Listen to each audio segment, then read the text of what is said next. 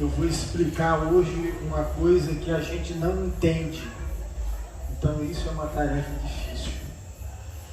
Eu vou falar hoje de algo que a gente não entende, Samara. Sabe do que é que eu vou falar? Da paz de Deus que excede todo o entendimento. Amém. Falar de algo que está além da nossa compreensão. Eu gostaria de convidar você a abrir a sua Bíblia lá em Filipenses capítulo 4.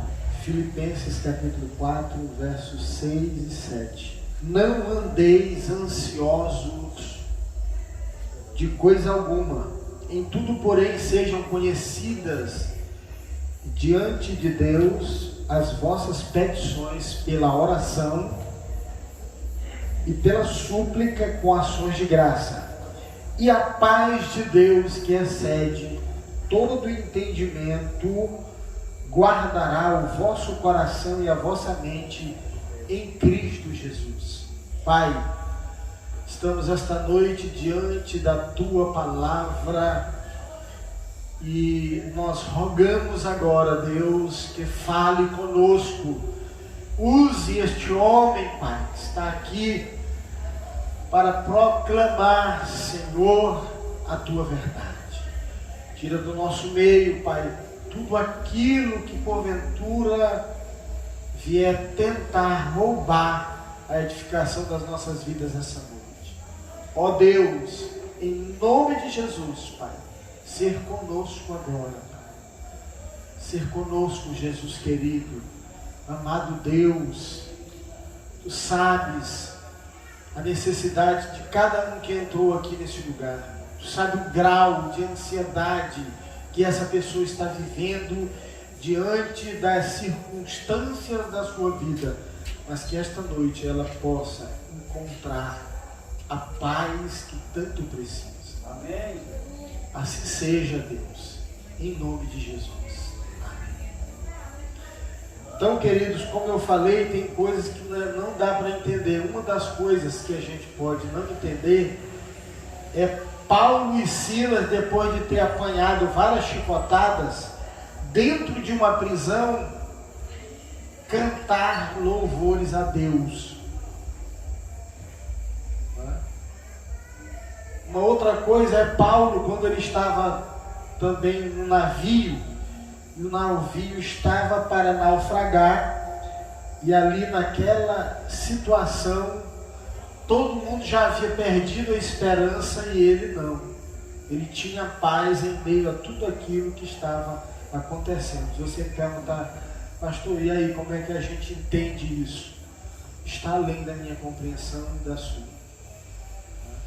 Então, quando a gente vê alguém vivendo algo que está desmoronando completamente, né, as esperanças da pessoa, e essa pessoa está em paz, não dá para entender. A palavra que a gente diz eu não consigo entender. E é dessa paz que excede o entendimento que eu quero estar tratando hoje. Preste atenção nisso. É impossível entender, mas é possível alcançar essa paz. Então, se você está sem paz, hoje eu quero dizer para você que é possível você encontrar paz, a paz de Deus.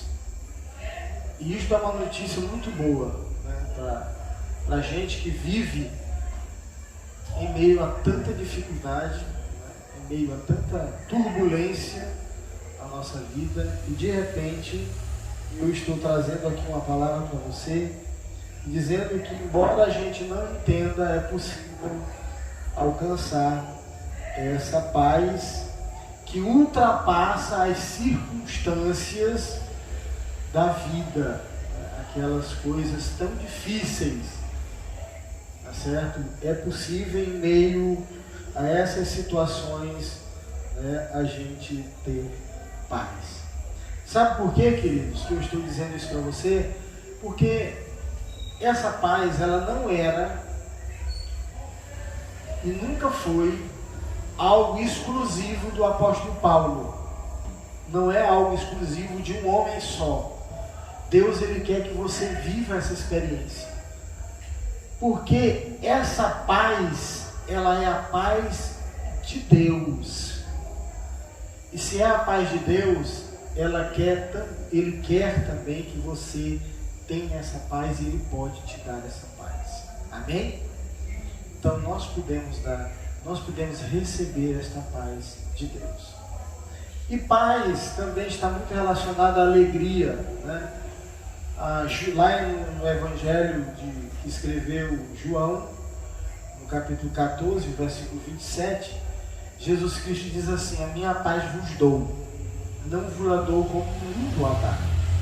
Então, existe aqui, nas palavras de Jesus, a gente pode pensar que existe uma paz que não é a paz de Deus. Porque Ele diz: a minha paz vos dou. Então Deus, Ele tem uma paz que Ele pode nos dar. Mas Ele diz assim: eu vos a dou, não como o mundo dá. Então existe uma paz no mundo, existe uma paz que o mundo pode dar. Aqui há uma interrogação, e nas próprias palavras de Jesus, Ele está dizendo que existe uma certa paz, né, que não é a dele, mas a dele Ele pode dar. Ele pode dar essa paz. Mas eu quero aqui, irmãos, trazer dentro desse assunto as palavras do texto que nós acabamos de ler, e a primeira que eu quero tratar: não andeis ansiosos por coisa alguma. Para quem Paulo estava escrevendo essa carta? Era para os irmãos que estavam na cidade de Filipos, lá na igreja de Filipos. Lá na cidade de Filipos, e ele escreveu esta carta. Se foi para os irmãos, não era para os incrédulos que Paulo estava escrevendo esta carta. E o que nos dá a entender? Então é sinal de que Paulo sabia o quê? Que os cristãos também, em determinada ocasião de suas vidas, eles iriam o quê? Ter alguma coisa, algum fracasso, alguma dificuldade, e por isso ficarem ansiosos. Irmãos, quem nunca ficou ansioso aqui? Deixa eu ver. Quem nunca ficou? Todos nós já ficamos ansiosos. E momento cá, momento lá, né? A gente, de vez em quando, a gente fica ansioso. Agora, aqui nesse momento, tem pessoas aqui que entraram aqui e estão ansiosas. Tem pessoas agora aqui que estão vivendo uma ansiedade. Eu não sei quem, mas no nosso meio nós temos pessoas que estão vivendo ansiedade. Eu tenho uma coisa assim comigo, né, na minha vida cristã, na minha relação com Deus, que eu recebo, por exemplo, alguém está falando, né, está pregando, e geralmente a gente ouve muita palavra na internet, né, porque tem muita gente pregando, e é legal uma pessoa estar na internet e ela está dando uma palavra ali de ânimo, né, uma palavra de incentivo para você. Tem pessoas que até olham para a gente e dizem assim: olha, então você é um vencedor, e começa: eu vou profetizar na tua vida, isso, aquilo, outro, né? Começa a trazer aquelas palavras de incentivo, aquelas flechas de incentivo, dizendo que você tem um Deus, né, que Ele é poderoso, que você vai vencer, que você foi feito não para derrota, mas para ser um vencedor. Deus te fez por cabeça e não por cauda. E aí Ele vai trazendo, né, esses jatos de informações tão preciosas e importantes para quem está vivendo aquele momento, né? É como se um balão que tivesse seco, E aí vem aquela coisa e vai te enchendo, vai te enchendo, vai te enchendo, né? Mas como depois de ter ouvido tudo isso, a gente permanecer cheio? Depois da gente escutar tudo isso, a gente permanecer cheio, né, meu irmão? Então a ansiedade, eu posso dizer assim para vocês, que a ansiedade é, na verdade, né, o acúmulo das nossas preocupações, né? Porque nós somos limitados, a gente não sabe o que vai acontecer amanhã. Deus é onisciente, Ele sabe de todas as coisas. Deus é onipresente, né? Ele está presente em todos os lugares e Ele é o Todo-Poderoso. Ele pode fazer qualquer coisa. Então, diferente da minha pessoa e da sua, que não sabe o que vai acontecer uma hora depois que eu sair daqui, né? E que eu não tenho poder para resolver muita coisa na minha vida, né? Essas coisas que nos limitam, elas são coisas que dizem que nós somos frágeis, nós somos limitados, que nós vamos lidar com essas situações e por isso nós vamos ficar ansiosos. Por isso o apóstolo Paulo está falando com pessoas que são crentes, mas que por algum momento eles iriam ficar ansiosos. E não é raro a gente ficar ansioso, né? A gente fica ansioso porque a gente fica ansioso pelo trabalho. Você que é vendedor, às vezes você fica ansioso em vender e o dia ainda não acabou e você não fez uma venda e aquilo te torna ansioso. A gente fica ansioso com os projetos que nós fizemos para nossos filhos. A gente queria que o nosso filho tivesse, que eu olhasse para ele e ele estivesse com o rosto no livro, em vez de estar no celular, né? Não está lendo no celular, mas está jogando ou está buscando outra coisa. Mas a gente ficava tão animado se o nosso filho estivesse olhando para o livro, focado, né, no livro, querendo estudar, porque a gente se preocupa com eles. A gente sabe que nós estamos na era do conhecimento. Quem não tem conhecimento não tem espaço na nossa geração, né? Os espaços são poucos. Os espaços das pessoas que não estudam hoje são espaços de opressão, de muito sofrimento, né? Estou dizendo nessa questão da condição financeira, do estado de querer, de você querer alguma coisa, a conquista de algo, né? E a gente está num mundo, numa geração que todo mundo quer um celular de última geração. Então eu quero orientar você que quer uma coisa assim, que está vivendo num mundo que está te impulsionando a se igualar aos outros. Como é que você vai conquistar isso? Se você não estudar, se você não plantar hoje, se você não projetar isso com o teu esforço, com a tua dedicação, você vai acabar ficando ansioso no futuro, né? Porque você não consegue, a tua ansiedade é tão grande porque a possibilidade não existe, que você não conseguiu gerar isso antes, a semente, né? A lei da semeadura. E às vezes a gente acha que isso é uma coisa que, né, a gente não dá muita atenção para isso. Quando os nossos pais estão dizendo, olha, não é hora de jogar futebol. Adolescente, não é hora de namorar. A hora de namorar vai chegar. Um namoro sério, para casar, né? Vai chegar a hora certa. Foca agora no que é o teu tempo. A Bíblia diz, irmãos, que há tempo para todo propósito debaixo do céu. Então há tempo para tudo. Tempo para tudo. Mas nós estamos numa geração tão difícil, tão complicada, né? A gente está ensinando, olha, irmãos, pastor. Para o pastor hoje é difícil ensinar. Porque é o seguinte, eu posso pregar aqui uma mensagem, eu posso trazer a palavra de Deus aqui, né? Nortear os irmãos da minha igreja, que eu tenho responsabilidade de ensinar, mas a internet está aí ensinando uma porção de coisa, e os nossos filhos também estão sendo educados não somente por nós. Há uma vantagem nessa globalização, né? Que a gente pode saber uma notícia de um país lá na China, a gente pode saber costume, pode saber muita coisa deles lá hoje através desse mecanismo que é a internet, né? essa coisa que ligou o mundo todo, que traz essa informação, mas esse é o grande problema. Qual é o grande problema? Muita informação e pouca solução. E isso tem causado, segundo o psicólogo Augusto Cury, uma doença chamada síndrome do pensamento acelerado.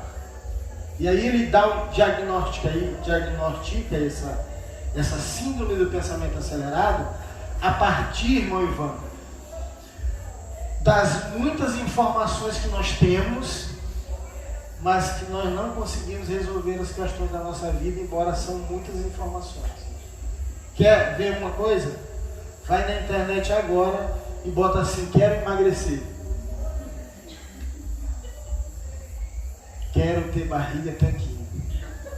Quem não quer ter uma barriga tanquinho?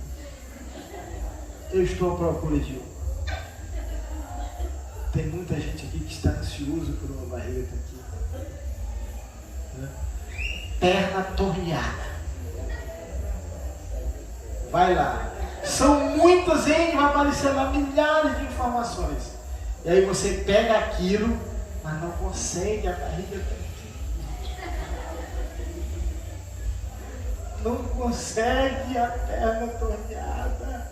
E aí o que acontece? Vem esse transtorno de ansiedade. Porque as informações, eu tenho as informações, mas eu não tenho a solução. Irmãos, eu fico pensando nisso e trazendo para a Bíblia a respeito da lei, né? A lei é o aio, ou seja, aio é aquele que indica, né? O aio que leva, o pedagogos no grego, aquele que levava a criança para a escola, né? O caminho que indica, né? Então a lei, ela te diz o que é pecado, mas ela não resolve a tua solução. Quem resolve é Jesus. Por isso ele é o fim da lei, porque nele está a solução para o nosso pecado, para a nossa vida, né? E aí a gente fica ansioso com tudo isso. Então a primeira palavra do apóstolo Paulo aos irmãos cristãos, qual foi? Não andeis ansiosos. Mas vez ou outra a gente fica. Então por isso ele está dizendo: não andeis ansiosos.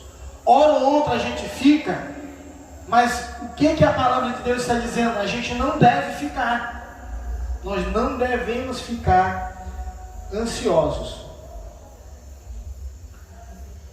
Irmão, será que tem algum motivo que a Bíblia diz que a gente não deve ficar ansioso? Com certeza tem. Porque o apóstolo Paulo, ele não iria dizer: não fique ansioso. Paulo, me diz por que eu não devo ficar ansioso, não é? Se eu quero resolver a minha vida e não consigo, eu quero a minha barriga tanquinho e não estou conseguindo, meu irmão, me diz aí: eu não devo ficar ansioso, porque eu acredito que deva ter alguma coisa que o Paulo está querendo dizer para a gente aqui, para que a gente não sofra. A primeira coisa é: ficar ansioso resolve? Então, por isso ele está dizendo que a gente não deve ficar ansioso. Porque ficar ansioso, se ficar ansioso não resolve, então isso está dizendo que se ficando ansioso não vai nos ajudar. Nós vamos ficar do mesmo jeito, no mesmo lugar. Então nós não vamos sair desse lugar. Nós vamos ficar no mesmo lugar, e isso não vai nos ajudar. Se ficar ansioso ajudasse, já todo mundo aqui queria ficar logo para resolver, né? Se a palavra de hoje fosse: irmãos, olha, hoje eu tenho a solução dos nossos problemas. Qual é, pastor? Vamos todo mundo sair ansioso da igreja aqui. É uma ajuda e tanto. Mas não ajuda, irmãos. Então por isso ele está dizendo: não andeis ansiosos por coisa alguma, porque isso não ajuda. E ao invés de não ajudar, ainda tem outra coisa: atrapalha. é pior, é um abismo que promove um outro abismo, mais profundo ainda. Olha, irmãos, como é sério isso para nós. Não andeis ansiosos. E interessante que ele diz assim: não andeis ansiosos por encontrar a noiva perfeita. Não andeis ansiosos por encontrar a solução na educação dos filhos. Não andeis ansiosos, porque não andeis ansiosos pela formação acadêmica. Não, ele está dizendo: não andeis ansiosos por coisa alguma. Então a gente deve anular a ansiedade por tudo na nossa vida, porque não ajuda e porque ela só atrapalha. Por que atrapalha? Sabe por quê, Léo? Porque nós não pensamos direito. A gente não consegue pensar direito na ansiedade. Eu já fiz negócio na ansiedade e eu acabei tendo prejuízo. A ansiedade atrapalha, não faz com que a gente pense muito bem. Irmãos, a ansiedade, ela é o perfil de algo na vida de uma pessoa. Sabe qual é o perfil do ansioso?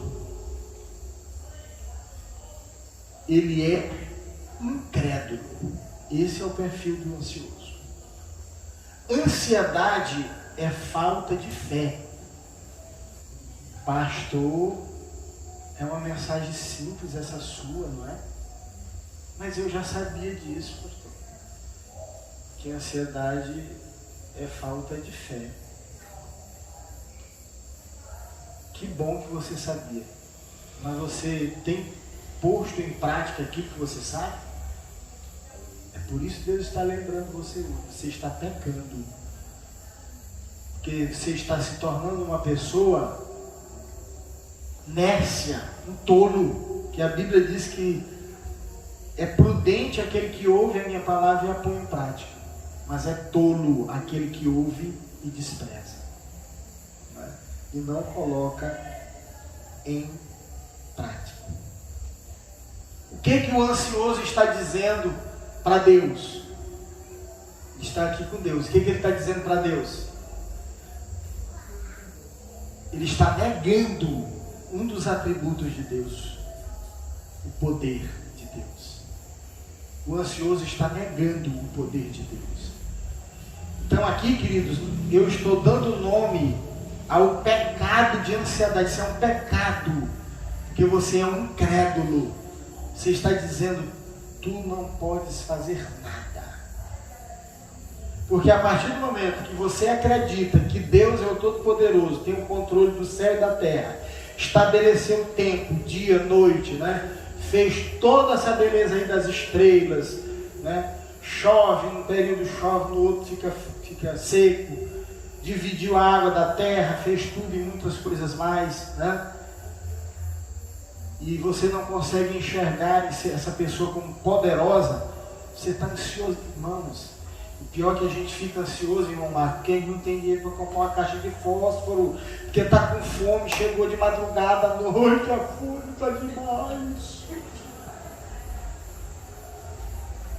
Não consegui resolver meu problema por causa de uma caixa de fósforo.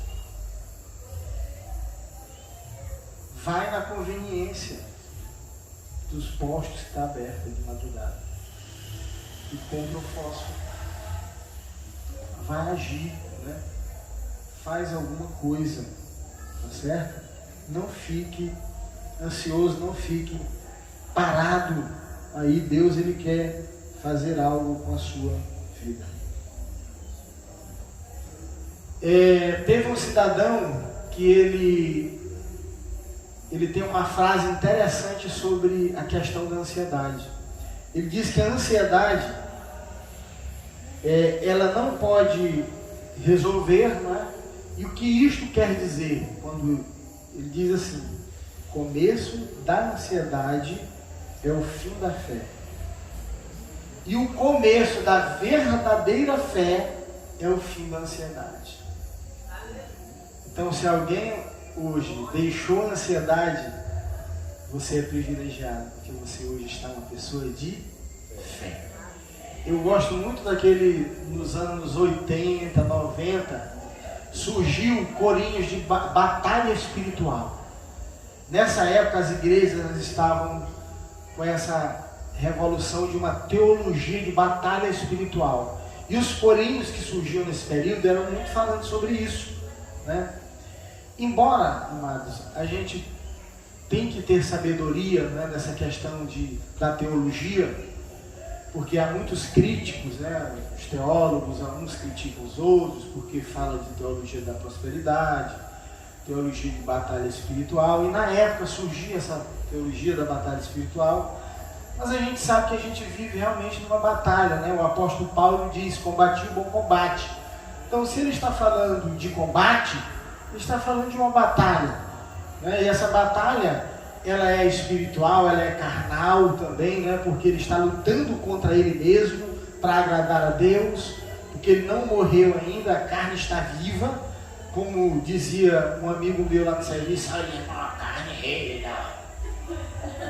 Então é uma batalha que nós estamos vivendo constantemente, diariamente. E esse louvor ele fez muito sucesso na época, né? Que era aquele corinho rompendo em fé.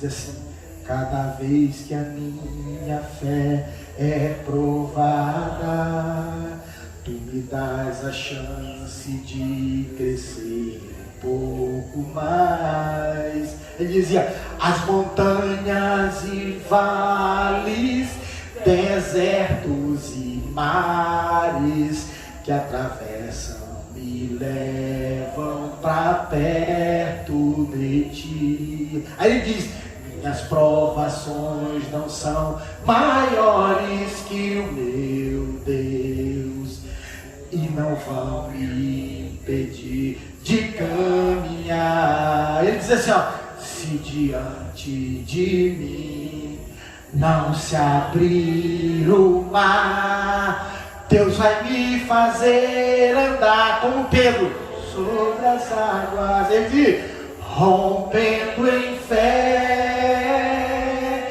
com ousadia vou viver o sobrenatural. Rompendo em fé, vou viver o quê? Rompendo em fé. Mas eu vou rejeitar a ansiedade da minha vida. Eu vou romper em fé. Irmãos, eu gosto muito desse louvor. Eu gosto muito desse louvor porque ele retrata a vida do crente. É assim que a gente realmente tem que viver, né? Vendo o que Deus fez com o povo de Israel, né? Que ele fala as montanhas, os vales, os desertos, os mares, que a gente vai atravessar, e isso tudo como experiência vai nos aproximar de Deus, né? Então isso é bom demais, a gente ficar perto de Deus e a gente considerar que as lutas, as dificuldades nos aproximam de Deus, né? É assim, até algo que eu acho que não sei nem como é que a gente pode enxergar isso, né? Porque a gente dizer assim, então eu vou querer viver todo dia de dificuldade, porque se eu quero estar perto de Deus e ela me aproxima dele, né? Mas não é bem assim. É como o apóstolo Paulo disse, né? Quando alguém perguntou assim, mas quem peca mais? Né? Porque ele disse: aonde abundou o pecado, superabundou a graça. Ele diz: então eu tenho que pecar mais para que essa graça seja maior. Não é bem assim, né? Então às vezes a gente pode entender, se a luta me aproxima de Deus, então eu quero ter mais lutas. Espera aí, irmão, não é bem assim. Não é como o apóstolo Paulo também falou. Então eu quero trazer mais algo importante aqui ainda, né, nesse versículo, o verso 6, que é a parte B do versículo. não andeis ansiosos por coisa alguma, mas em tudo, porém, sejam conhecidas diante de Deus, né, as vossas petições pela oração, pela súplica, com ações de graça. Irmãos, Ana era uma mulher que ela era estéril. Então, a mulher que era estéril, naquela época, ela era vista como uma pessoa que era como se ela fosse rejeitada pelo Criador. Então, ela era uma pessoa que não tinha filhos. E ela orou a Deus, pedindo um filho. Ela suplicou ao Senhor, que o profeta até pensou que ela estava bêbada, de tão envolvida que ela estava naquele sofrimento, clamando a Deus. E Deus atendeu a ela e deu Samuel como filho para Ana, e ela entregou a Deus o Samuel, o Samuca, né? Entregou o profeta Samuel a Deus. Agora, o apóstolo Paulo disse aqui que para a gente não andar ansioso, a gente tem que fazer o quê? Não andar ansioso. Foi isso que ele disse? Como é que a gente não vai andar ansioso? Não andando ansioso. Foi isso que ele falou. Ele disse, não ande ansioso. Então a primeira coisa para a gente não andar ansioso, não andar mesmo ansioso, né? Aí a segunda coisa aqui que ele fala para a gente conseguir a paz que ultrapasse o nosso entendimento, além da gente não andar ansioso, né, que foi a primeira coisa que ele disse, por coisa alguma, agora a gente deve colocar aquilo que nos aflige diante de Deus. Irmãos, você está com uma dificuldade, algo está te afligindo, tornando ansioso, vá diante de Deus e coloque diante de Deus. Eu já contei aqui uma experiência, assim no começo da minha fé. Um dia eu estava muito angustiado, estava vivendo muitos problemas também, eu estava desempregado, e, né, família, tudo. Já contei aqui, quando eu comecei, coloque diante de Deus. Porque nós não devemos deixar Deus, nada da nossa vida fora do controle de Deus. Você deve apresentar isso a Deus, né?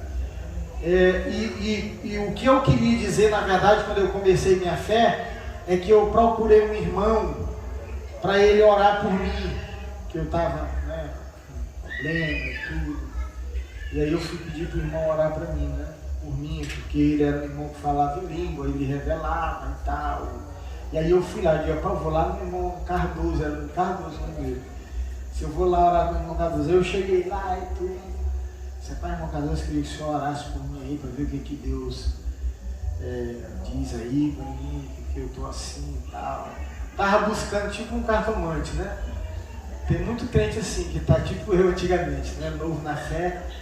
E aí ele não abre a Bíblia, não tem as experiências dele, né? Não, ele está atrás de alguém que diga chupa, Balahaus, e aí vai aquela coisa toda, né? E ele vai acabar enganado por isso, né? Apoiando naquilo que a pessoa está dizendo, e não é bem assim, né?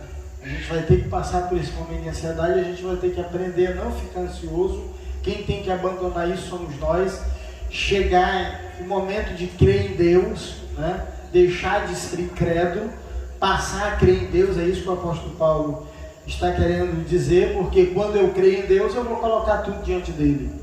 Então eu não vou ficar ansioso. Eu sei que tem um lugar que eu posso colocar e eu vou orar. Eu tenho essa arma que é a oração e eu vou colocar diante de Deus por meio da oração. Eu posso falar com Deus.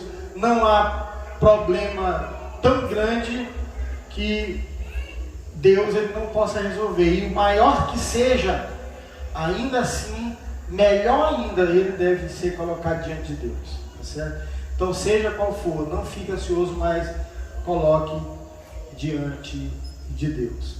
E para finalizar, tá certo? Para finalizar, eu quero dizer para você que você não ficar ansioso Você orar colocando a Deus diante do Senhor, a sua dificuldade, seus problemas, tem resultado. Tá certo? Então, se você quer resultado, faça isso que eu estou ensinando hoje por meio dessa palavra do apóstolo Paulo, que é como nós vamos ver, a gente viu aqui, né, nesse texto que a gente leu, é não andar ansioso, colocar diante de Deus, porque as promessas de Deus, elas não vão falhar, né? Nós temos Deus como nosso verdadeiro pastor. Ele vai nos guiar, Ele vai nos ajudar nos momentos mais difíceis da nossa vida. E como é que a gente vai alcançar a paz de Deus? Como é que a gente vai ter essa paz de Deus que excede todo o entendimento? Quando nós passarmos a confiar nele, colocar tudo diante dele, aí pronto, acabou. É simples, né? Deus está aqui, irmãos. O que você está com tanto medo? Por que você está com medo de faltar o teu pão amanhã? Sabe o que você tem que fazer? Orar a Deus, dizer: Senhor, me perdoa, porque eu não administrei bem meus recursos. Em vez de eu pagar energia, eu comprei uma camisa, eu comprei um sapato, não paguei energia, foi culpa minha, meu Deus. Me perdoa, me ajuda a enxergar as coisas corretas, a administrar bem o recurso que vem à minha mão. É isso que a gente deve fazer, né? Ir diante de Deus, apresentar diante de Deus. Aí você ainda olha para o seu vizinho e diz: Senhor Pai, perdoa meu vizinho, não faz com que ele fique olhando a minha vida. Aí tu faz aquela oração que Jesus Cristo diz assim: Senhor, ó Deus, faz com que ele olhe a trave que está no olho dele, para depois ele vir tentar tirar o cisco do meu. Pronto, resolveu o problema da vergonha com o vizinho. Tá certo? É assim. Irmãos, às vezes você acha assim: o pastor está brincando, está colocando isso. Não é verdade. Porque nós somos orgulhosos. A gente quer mostrar para todo mundo que a gente é perfeito. A gente sabe fazer tudo. Sabe, irmãos, qual é a minha diferença? Eu sempre tenho dito para os irmãos: eu digo, eu sou pastor, que estou em aperfeiçoamento como qualquer uma pessoa. Deus me chamou para uma obra específica, né, como tem chamado cada um de nós, mas eu sou imperfeito como vocês. Eu tenho dificuldade na criação de filhos, né, eu tenho que pedir ajuda de Deus para educar meus filhos. Se não for Ele me ajudando, não vou conseguir só. A minha esposa, nós dois juntos, é assim que a gente tem que caminhar. A gente tem que encarar essas coisas de frente, não ficar ansioso com nada. A gente tem que resolver. Às vezes a gente vive circunstâncias e situações na nossa vida. Por exemplo, aqui tem pais, tem famílias que têm relacionamento, que tem pais que vêm do outro relacionamento. E geralmente, relacionamento que tem filhos de outros relacionamentos, nós vamos enfrentar algumas dificuldades. Isso é natural. Agora você tem que aprender a administrar isso, ter sabedoria. Um dia, um senhor me pediu uma ajuda. Ele disse: pastor, eu queria compartilhar a minha vida com o senhor. Eu estou passando uma dificuldade, porque eu tenho um relacionamento e eu tenho um filho que não é meu filho. E eu estou encontrando uma certa dificuldade. Aí eu propus a ele, eu disse: olha, nós vamos orar 7 dias.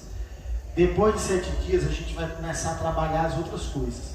Então vamos começar primeiro pela oração, né? Então vamos apresentar primeiro a oração. Porque você, quando vai orar, você não pode esconder nada de Deus. Então a primeira coisa, ele foi orar e aí ele foi conhecer Ele.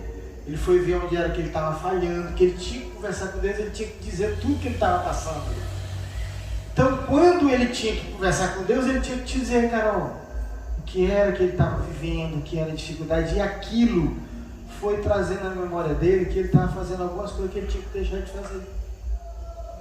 Porque o relacionamento dele com Deus foi tratando ele. E aí depois de um tempo eu orando por ele, eu fiz 2 jejuns por ele, né, orando. E aí eu conversei com ele e disse assim: e aí, meu amado, como é que tá? Ele disse: pastor, tá uma bênção. Então o que é isso, irmãos? Quando ele me procurou, ele estava ansioso, ele estava preocupado, ele estava chateado, ele não estava satisfeito. Mas quem foi que deu a solução? Deus. Ele colocou diante de Deus. Então, Carol, quando a gente está passando por uma dificuldade grande, a gente tem que ir diante de Deus. A gente tem que apresentar-se diante de Deus, porque Ele vai resolver. Você confia em deixar na mão de Deus aquilo que você até agora está no controle? Você confia? Então fique em pé. Você confia, né? Entregar a Deus tudo aquilo que até hoje você ficou no controle, que tem te causado toda essa perturbação. Irmãos, a paz que a gente não entende, só tem quem confia em Deus. Você confia em Deus essa noite? Você decide confiar nele? Descansa no Senhor. Descansa no Senhor. Entrega teu caminho ao Senhor. Confia nele. E Ele tudo fará. Amém? Eu quero orar por você.